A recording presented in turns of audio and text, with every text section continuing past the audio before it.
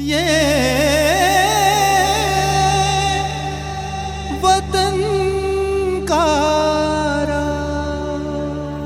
नमस्कार, वतन का राग कार्यक्रम में आप सभी का बहुत बहुत स्वागत है। भारत की सनातन संस्कृति बताती है कि भारत अध्यात्म की धरती है, साधना की धरती है। हमारे यहाँ पूजा की 3 मूल तकनीकें मानी गई हैं: तंत्र, मंत्र और यंत्र। इनमें से तंत्र भारतीय उपमहाद्वीप की एक वैविध्यपूर्ण एवं संपन्न आध्यात्मिक परिपाटी रही है।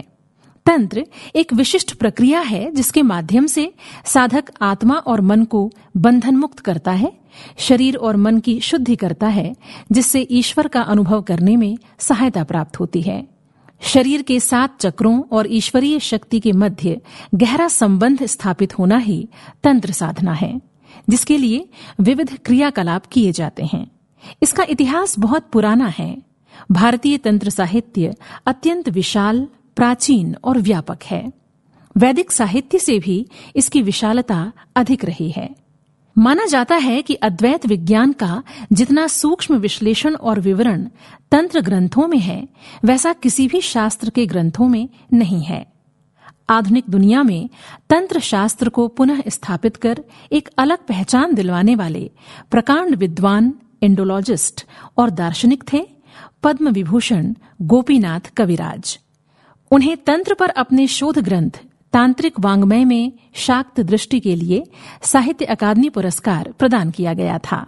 योग और तंत्र के प्रकांड विद्वान गोपीनाथ कविराज का जन्म 7 सितंबर 1887 को ढाका के पास धमराई गांव में हुआ था। उनके पिता का नाम वैकुंठनाथ बागची था। उनकी आरंभिक शिक्षा धमराई और कंथालिया गांव में हुई। इसके बाद 7वीं कक्षा में उन्होंने KL jubilee high school Dhaka में प्रवेश लिया और 10वीं कक्षा तक यहीं पढ़ाई की।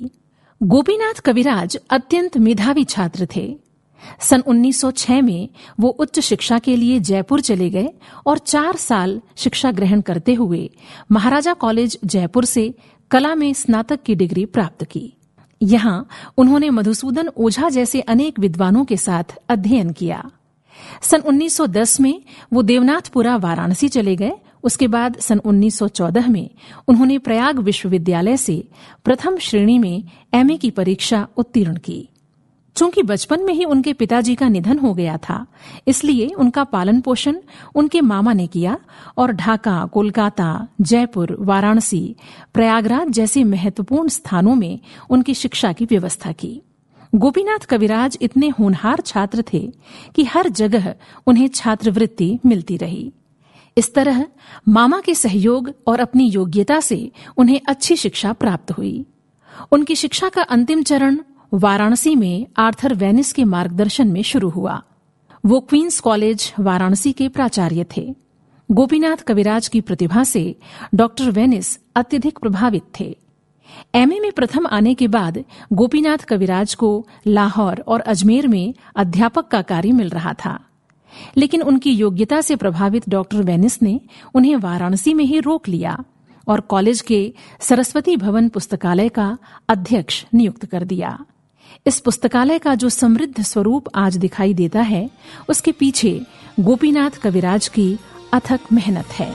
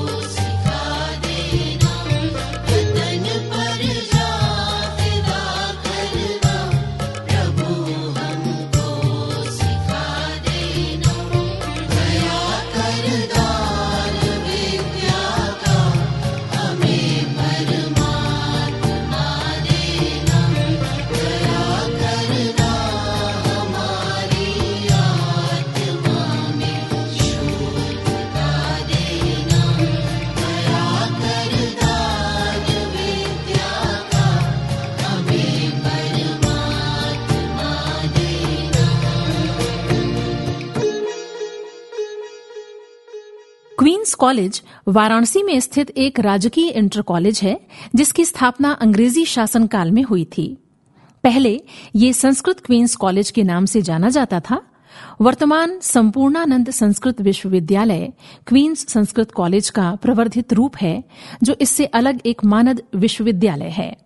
प्रेमचंद और जयशंकर प्रसाद जैसे साहित्य मनीषी यहीं से शिक्षित हुए थे। ऐसे प्रतिष्ठित संस्थान के पुस्तकालय में गोपीनाथ कविराज ने अध्यक्ष के रूप में अपनी सेवाएं दी और सरस्वती भवन पुस्तकालय की काया पलट कर दी। वो वाराणसी की ही धरती थी जिसने प्राचीन तांत्रिक दर्शन के विभिन्न पहलुओं से उन्हें अवगत कराया। सन 1918 में काशी में ही उनकी भेंट विशुद्धानंद परमहंस जी से हुई।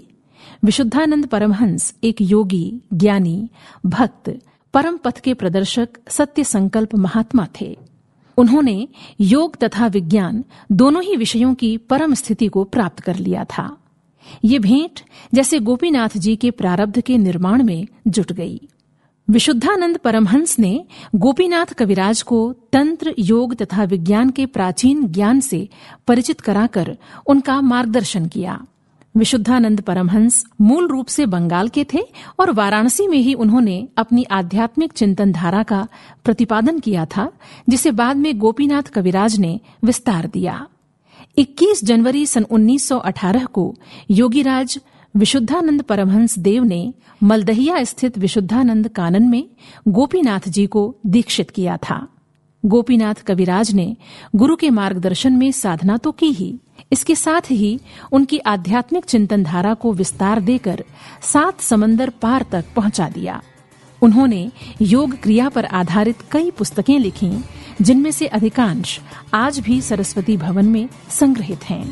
तंत्र साधना की शाक्त परंपरा पर उन्होंने बहुत गहन चिंतन और शोध किया, जो अत्यंत चर्चित रहा।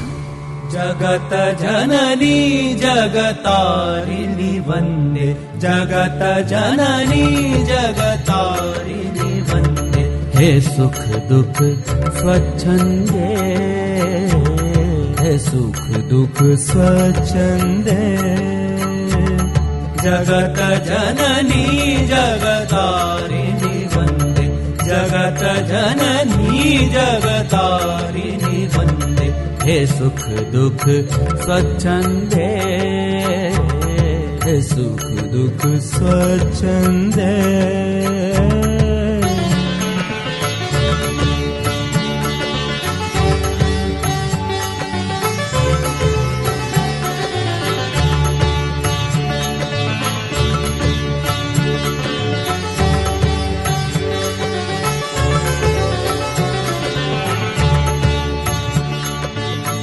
जीवन की पुलकित आशा हो, विभय युक्त विश्वास,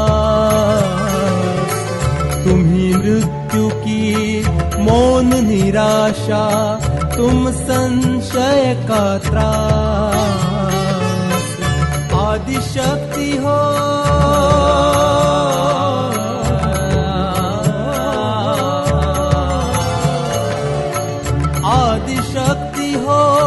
अटल भक्ति हो, तुम अनुरिक्त विकास, देवी सृष्टि हो और प्रलय हो, करुणा हो उल्लास, हे सुख दुख स्वच्छन्दे, हे सुख दुख स्वच्छन्दे, जय काली काली जय काली वन्दे, जय काली काली जय काली वन्दे, सृजन विजन स्वच्छन्दे, सृजन विजन स्वच्छन्दे।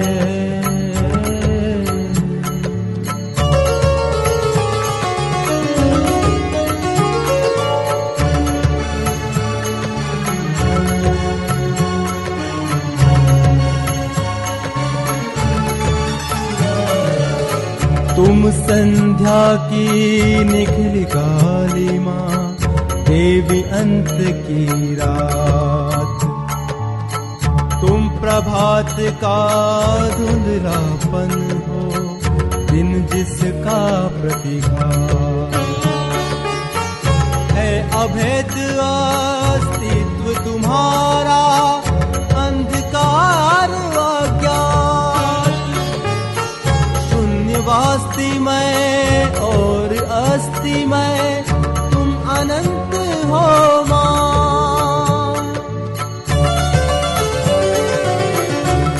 हे सुख दुख स्वच्छंदे, हे सुख दुख स्वच्छंदे, जगत जननी जगतारिणी वंदे, जगत जननी जगतारिणी वंदे, हे सुख दुख स्वच्छंदे, हे सुख दुख स्वच्छंदे।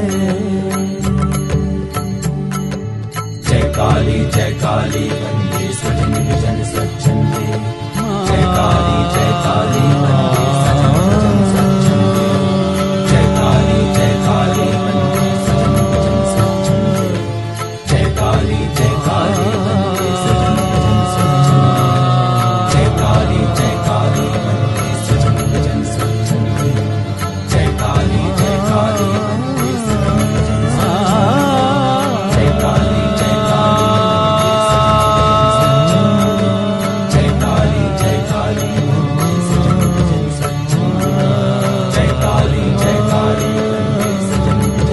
जन स्वच्छंदे, जय काली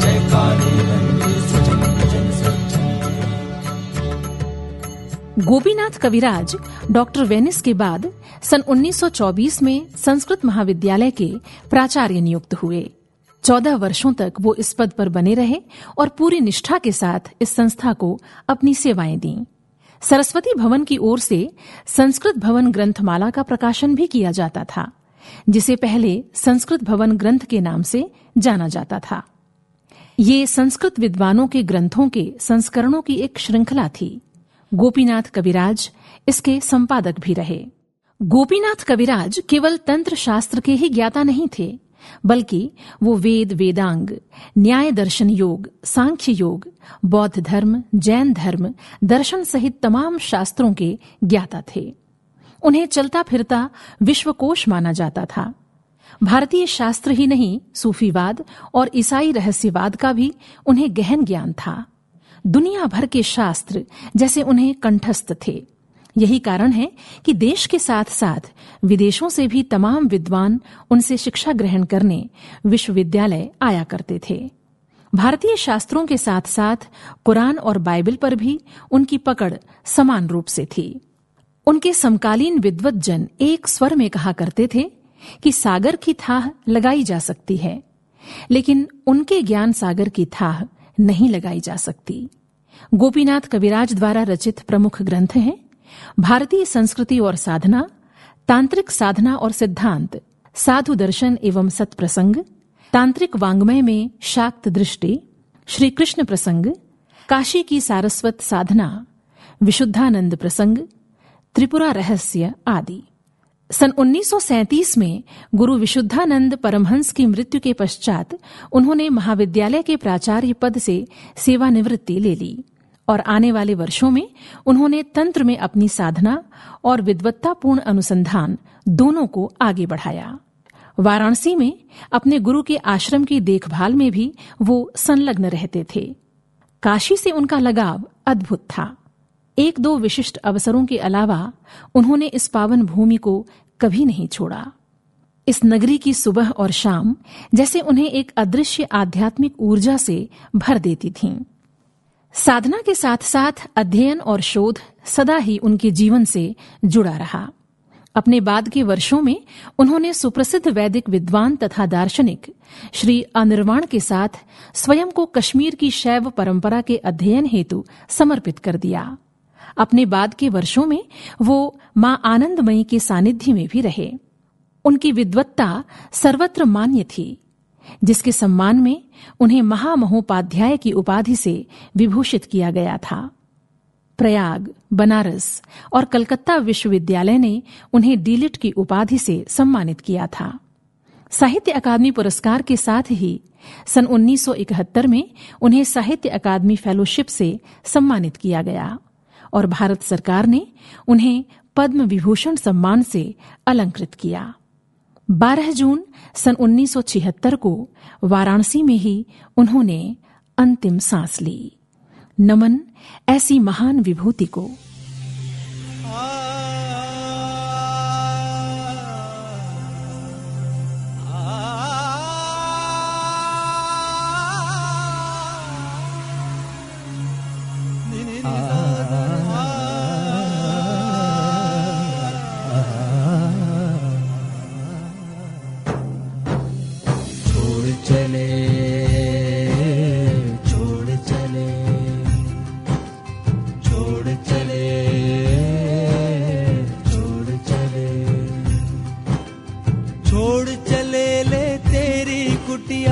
ये लुटिया डोरी ले अपनी, छोड़ चले ले तेरी कुटिया, ये लुटिया डोरी ले अपनी। फिर वही पापड़ नहीं बेलने, फिर वही माला पड़े न जपनी। छोड़ चले, छोड़ चले, छोड़ चले,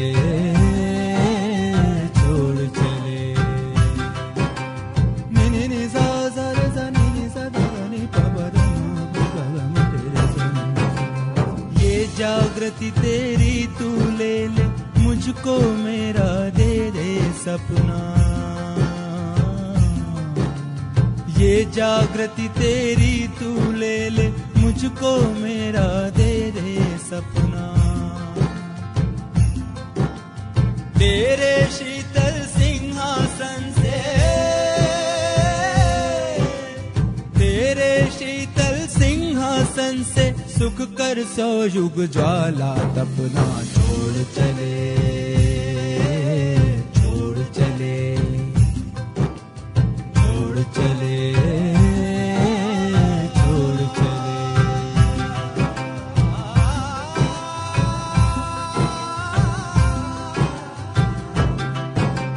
सूली का पथ ही सीखा हूँ, सुविधा सदा बचाता आया। सूली का पथ ही सीखा हूँ, सुविधा सदा बचाता आया। मैं बलिपथ का अंगारा हूँ, मैं बलिपथ का अंगारा हूँ, जीवन ज्वाल जलाता आया। छोड़ चले, छोड़ चले, नि नि सा सा रे सा नि नि सा दा नि पा ब गा नि गा नि रे सा।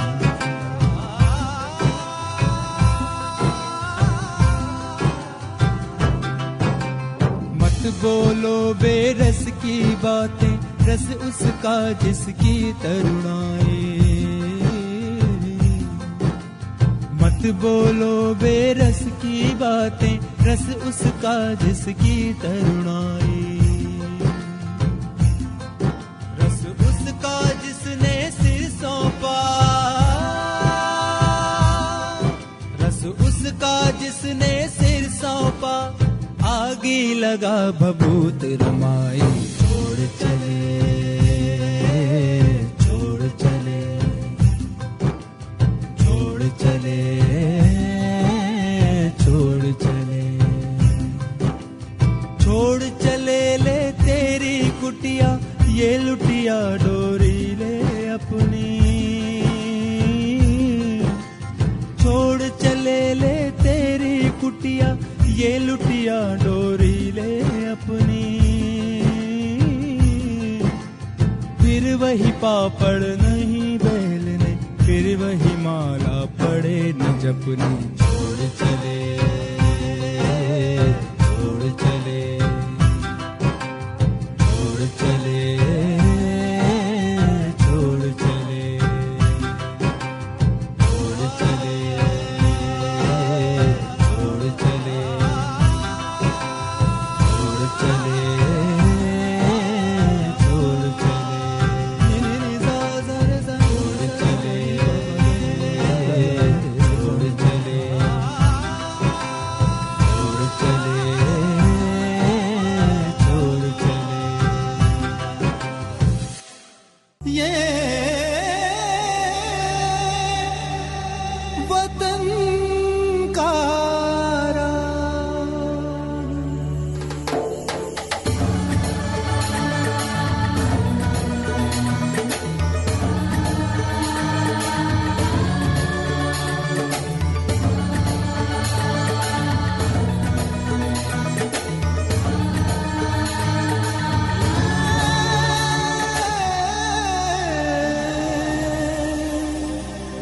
वतन